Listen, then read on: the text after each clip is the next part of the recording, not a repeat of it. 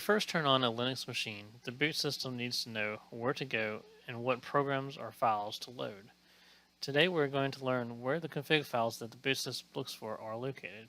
First, a word of caution: if you're going to do any type of editing to a configuration file, I highly suggest that you make a backup of it, doing something sort of like the sudo command on the screen here.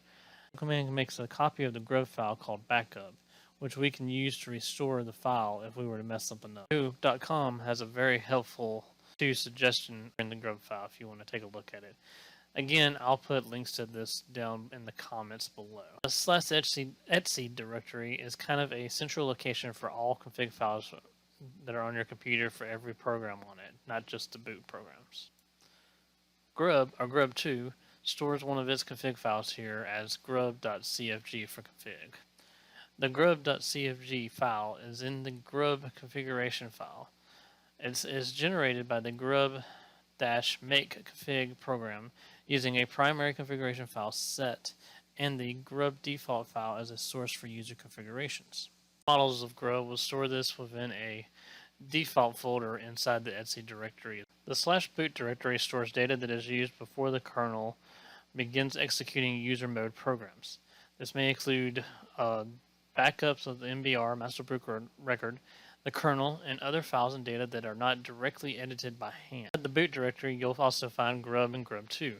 The subdirectory in the boot directory contains the grub configuration files, including boot up images and sounds.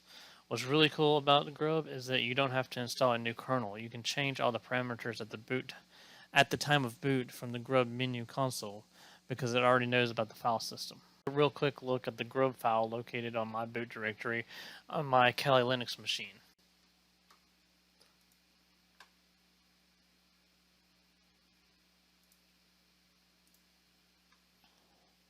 We're just going to spin it up real fast into a virtual Docker.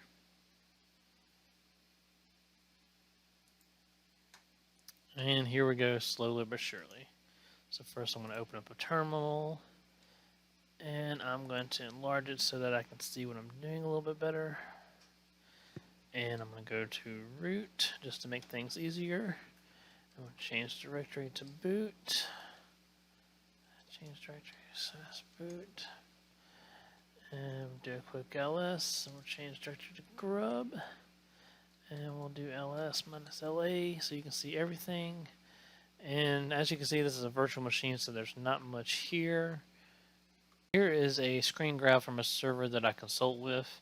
And as you can see from the grub menu here, you have the defaults, and you have the text color settings, you have the splash screen picture settings. There's different types of settings that you can edit here, and these are all root owned and operated. And root directory will also have a subdirectory for EFI or UEFI if your Linux system is set up to use that.